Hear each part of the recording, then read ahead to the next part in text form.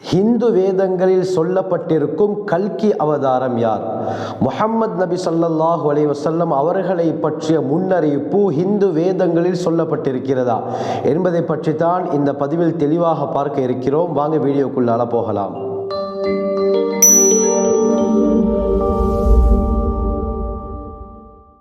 அல்ஹம்துலில்லாஹி ரப்பில் ஆலமீன், அஸ்ஸலாத்து வஸ்ஸலாமு அலா ரசூலில்லாஹி அம்மா பஅத்.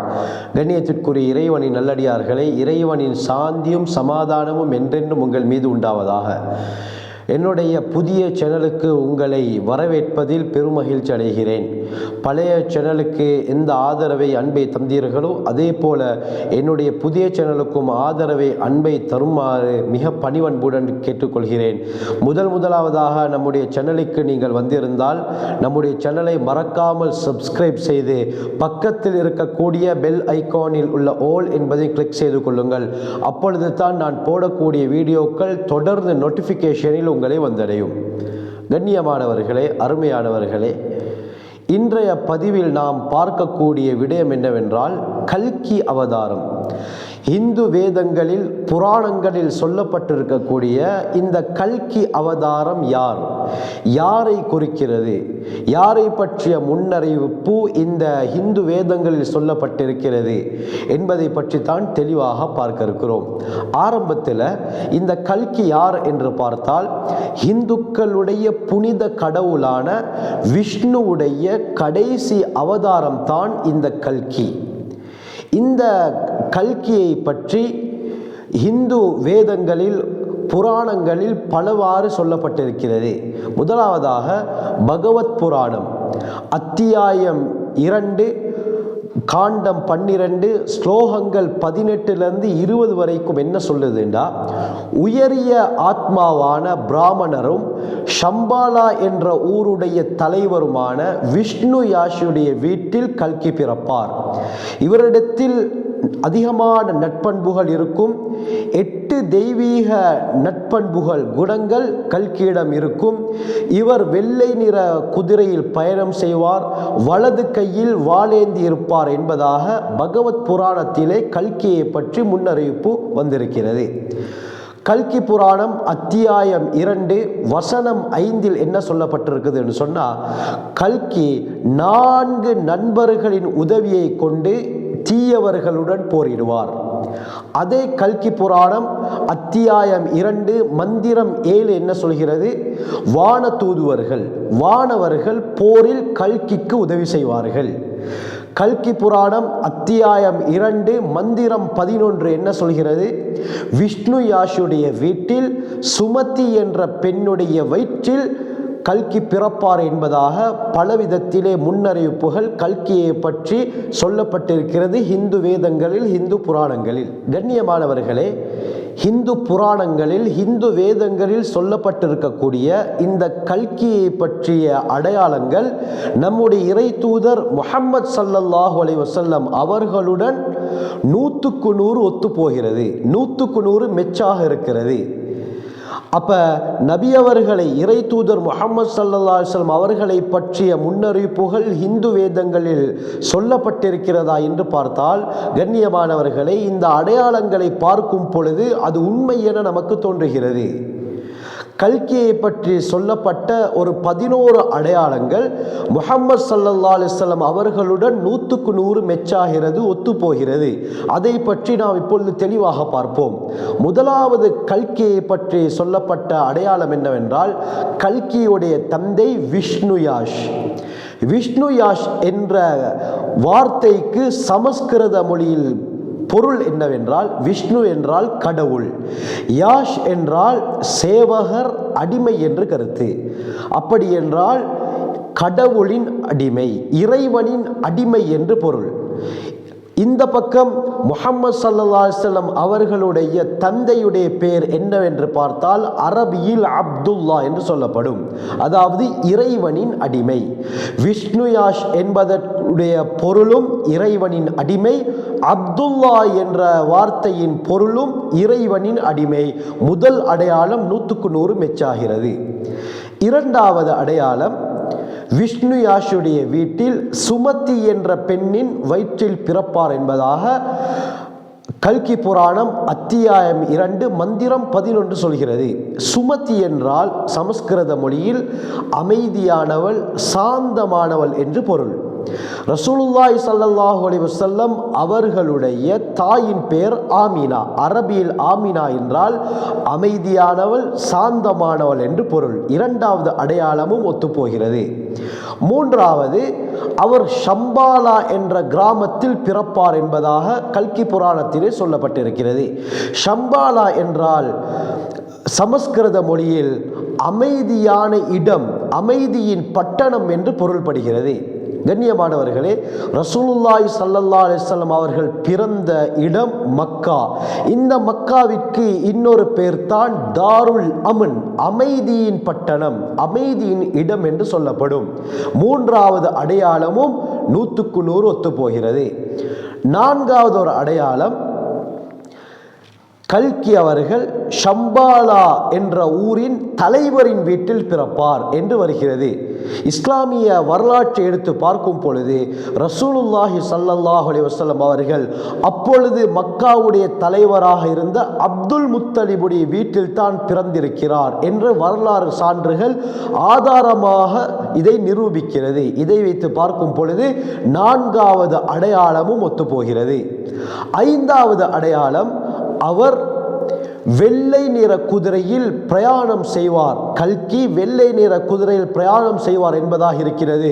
இஸ்லாமிய வரலாற்றை எடுத்து நோக்கும் பொழுது ரசூலுல்லாஹி ஸல்லல்லாஹு அலைஹி வஸல்லம் விண்ணுலக யாத்திரை செய்யும் பொழுது மிஅராஜுடைய சந்தர்ப்பத்திலே அல்லாஹ் சுப்ஹானஹு வ தஆலா புராக் என்ற ஒரு வாகனத்தை கொடுத்தார். அது தாபத்துன் அபியது, மிக வெண்மையான ஒரு வாகனம், ஒரு விலங்கு என்பதாக முஸ்னத் அஹ்மத் போன்ற ஹதீஸ் கிரந்தங்களிலே பதியப்பட்டிருக்கிறது. இந்த அடையாளங்களை பார்க்கும் பொழுதும் இரண்டும் 100க்கு 100 ஒத்துப்போகிறது. ஆறாவது அடையாளம், கல்கி அவர்கள் மாதவ மாதம் 12ஆம் தினத்தில் பிறப்பார் என்பதாக சொல்லப்பட்டிருக்கிறது. ரசூலுல்லாஹி ஸல்லல்லாஹு அலைஹி வஸல்லம் அவர்களும் ரபியுல் அவ்வல் பிறை 12ஆம் தினத்தில் தான் பிறந்திருக்கிறார்கள் என்றும் வரலாற்று குறிப்புகள் தெளிவான ஆதாரங்களுடன் இருக்கின்றன. இதை பற்றி பார்க்கும் பொழுது இந்த அடையாளமும் 100க்கு 100 சரியாகிறது. ஏழாவது அடையாளம், கல்கி அவர்கள் தான் இறுதி ரிஷி என்பதாக சொல்லப்பட்டிருக்கிறது. ரிஷி என்றால் இறுதி இறை தூதர், இறுதி தூதர் என்பது பொருள். குர்ஆனிலே அல்லாஹ் சுப்ஹானஹு வ தஆலா அத்தியாயம் 40 வசனம் 33 சூரத்துல் அஹ்ஸாபிலே கூறுகிறான், மா கான முஹம்மதுன் அபா அஹதின் மிர் ரிஜாலிக்கும், முஹம்மது ஸல்லல்லாஹு அலைஹி வஸல்லம் அவர்கள் உங்களில் எந்த ஒருவருடைய தந்தையும் கிடையாது, வலாக்கிர் ரசூல் அல்லாஹ், அவர் அல்லாஹ்வின் தூதர், வஹாத்தமன் நபியீன், நபிமார்களின் முத்திரை, நபிமார்களின் இறுதியானவர் என்பதாக சொல்லப்பட்டிருக்கிறது. இந்த அடையாளமும் 100க்கு 100 பொருந்துகிறது. எட்டாவது அடையாளம் என்னவென்றால், கல்கி அவர்கள் தன்னுடைய 4 நண்பர்களுடன் சேர்ந்து தீயவர்களுடன் போரிடுவார் என்று சொல்லப்பட்டிருக்கிறது. எமக்கு தெரியும், முஹம்மது ஸல்லல்லாஹு அலைஹி வஸல்லம் அவர்களுடைய 4 நண்பர்கள் அல் குலஃபாஉல் அர்பா, 4 ஹலீஃபாக்கள், பிரதிநிதிகள் என்று சொல்லப்படுகிறது. அபூபக்கர், உமர், உஸ்மான், அலி ரதியல்லாஹு அன்ஹும். இந்த 4 பேர்தான் நபி அவர்களுடைய நண்பர்களாக இருந்தார்கள் என்பதாகவும் தெளிவான ஆதாரத்துடன் வரலாற்றிலே பதியப்பட்டிருக்கிறது.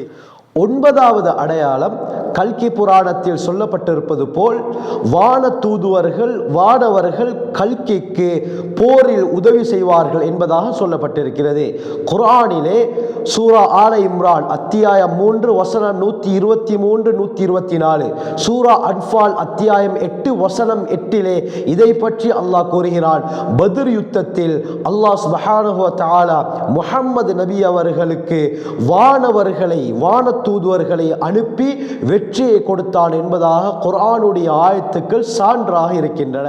10வது அடையாளம், கல்கி அவர்கள் மக்களை இருளிலிருந்து, அறியாமையிலிருந்து வெளிச்சத்திற்கு கொண்டு வருவார் என்று சொல்லப்பட்டிருக்கிறது. முஹம்மது ஸல்லல்லாஹு அலைஹி வஸல்லம் அவர்களும் அந்த ஐயாமுல் ஜாஹிலியா, அறியாமை காலத்தில் வாழ்ந்த மக்களை இருளிலிருந்து, மடமையிலிருந்து, அறியாமையிலிருந்து வெளிச்சத்திற்கு கொண்டு வந்திருக்கிறார். இந்த அடையாளமும் 100க்கு 100 ஒத்துப்போகிறது. கண்ணியமானவர்களே, 11வது அடையாளம் என்னவென்றால், புராணத்திலே சொல்லப்பட்டிருக்கிறது, இறைவன் கல்கிக்கு முதல் ஞானஸ்தானம், முதல் இறை செய்தியை இரவில் ஒரு குகையில் வைத்து அருள்வார். பிறகு அவர் வடக்கு நோக்கி சென்று மீண்டும் திரும்புவார் என்பதாக புராணத்திலே சொல்லப்பட்டிருக்கிறது. கண்ணியமானவர்களே, இறை தூதர் முஹம்மது ஸல்லல்லாஹு அலைஹி வஸல்லம் அவர்களுக்கு முதல் இறை செய்தி எங்கே கிடைத்தது? மக்காவில் இருக்கக்கூடிய ஜபலுன் நூர் என்ற மலையில் உச்சியில் இருக்கக்கூடிய ஹிரா குகையில் இருக்கும் பொழுது தான் இரவு நேரத்தில் அல்லாஹ் சுப்ஹானஹு வ தஆலா முதல் குர்ஆன் வசனத்தை, முதல் இறை செய்தியை நபி அவர்களுக்கு அருளினார். குர்ஆனிலே சூரத்துல் கத்ர் என்ற அத்தியாயம் முதலாவது வசனம் இதை பற்றி தெளிவாக பேசுகிறது. இன்னா அன்ஸல்நாஹு ஃபீ லைலத்தில் கத்ர், கண்ணியமான இரவிலே குர்ஆனை நாங்கள் இறக்கி வைத்தோம் என்பதாக அல்லாஹ் குறிப்பிடுகிறார். கண்ணியமானவர்களே, புராணம் என்ன சொல்கிறது? இந்த நற்செய்தி கிடைத்ததற்கு பிறகு கல்கி அவர்கள் வடக்கு பக்கமாக சென்று மீண்டும் திரும்புவார் என்று சொல்லப்பட்டிருக்கிறது. மக்காவிற்கு வடக்கு திசையில் எந்த ஊர் இருக்கிறது என்று பார்த்தால் மதீனா. கண்ணியமானவர்களே, நபி அவர்கள் மக்காவிலிருந்து மதீனாவுக்கு செல்கிறார்கள். 8 வருடங்களுக்கு பிறகு ஹிஜ்ரி 8ஆம் வருடம் மீண்டும் மக்காவிற்கு வந்து முழு மக்காவையும் தன்னுடைய கட்டுப்பாட்டுக்கு கீழால் கொண்டு வருகிறார்கள். மக்காவுடைய வெற்றி நபி அவர்களுடைய காலை முத்தமிடுகிறது என்ற விடயம் தெளிவாக சான்றுகளுடன் ஆதாரபூர்வத்துடன் வரலாற்று புத்தகங்களிலே சொல்லப்பட்டிருக்கிறது. இந்த அடையாளத்தை வைத்து பார்க்கும் பொழுதும் நபி அவர்களும் கல்கி அவதாரமும் 100க்கு 100 ஒத்து போகிறது. கண்ணியமானவர்களே, இந்த ஆதாரங்களை வைத்து நபி அவர்களை பற்றிய முன்னறிவிப்பு இந்து வேதங்களில், புராணங்களில், பகவத் புராணம், கல்கி புராணத்திலே சொல்லப்பட்டிருக்கிறதா என்று பார்த்தால் சொல்லப்பட்டு தான் இருக்கிறது. கண்ணியமானவர்களே, இந்த புராணங்கள் மட்டுமல்ல, முன்னால் வந்த தௌராத், தோரா, இஞ்சில், அதாவது பைபிள், ஜபூர் போன்ற வேதங்களிலும் இறைவன் நபி அவர்களை பற்றிய முன்னறிவிப்பை சொல்லித்தான் இருக்கிறார். இது மட்டுமல்லாமல் ஏனைய மதத்துடைய வேதங்கள், புராணங்களிலும் நபி அவர்கள், இறை தூதர் முஹம்மது ஸல்லல்லாஹு அலைஹி வஸல்லம் அவர்களை பற்றிய முன்னறிவிப்பு சொல்லப்பட்டு தான் இருக்குது. யூதர்களுடைய புனித புத்தகத்தில் சொல்லப்பட்டிருக்கிறது, கிறிஸ்தவர்களுடைய புனித புத்தகத்திலே சொல்லப்பட்டிருக்கிறது. குர்ஆனிலே அல்லாஹ் இதை பற்றி சொல்லும் பொழுது அல்லதீன ஆத்தைனாஹுமுல் கிதாப், வேதம் கொடுக்கப்பட்டவர்கள் இருக்கிறார்களே, யஅரிஃபூனஹு, இந்த இறை தூதர் முஹம்மது ஸல்லல்லாஹு அலைஹி வஸல்லம் அவர்களை பற்றி நன்றாக அறிந்திருக்கிறார்கள். கமா யஅரிஃபூன அப்னாஅஹும், அவர்களுடைய ஆண் குழந்தைகளை எப்படி அடையாளங்களுடன் சிறந்த முறையிலே அறிந்து கொள்வார்களோ இதே போல இறை தூதர் முஹம்மது ஸல்லல்லாஹு அலைஹி வஸல்லம் அவர்களை பற்றியும் அவர்களுக்கு தெரியும் என்பதாக குர்ஆனிலே அல்லாஹ் சொல்கிறார்.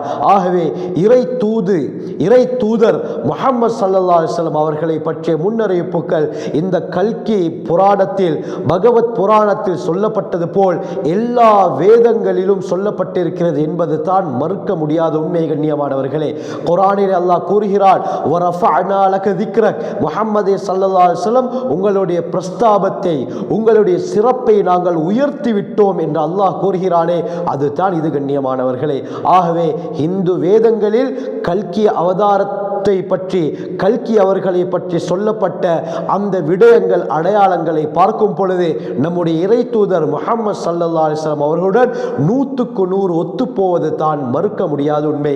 ஆகவே அந்த முஹம்மது ஸல்லல்லாஹு அலைஹி வஸல்லம் அவருடைய வாழ்க்கையை முழுமையாக பின்பற்றக்கூடிய கூட்டத்திலே அல்லாஹ் சுப்ஹானஹு வ தஆலா நம் அனைவரையும் சேர்த்தருள்வானாக. ஜஸாக்குமுல்லாஹு கைர். வாஹிரு தஅவானா அல்ஹம்துலில்லாஹி ரப்பில் ஆலமீன்.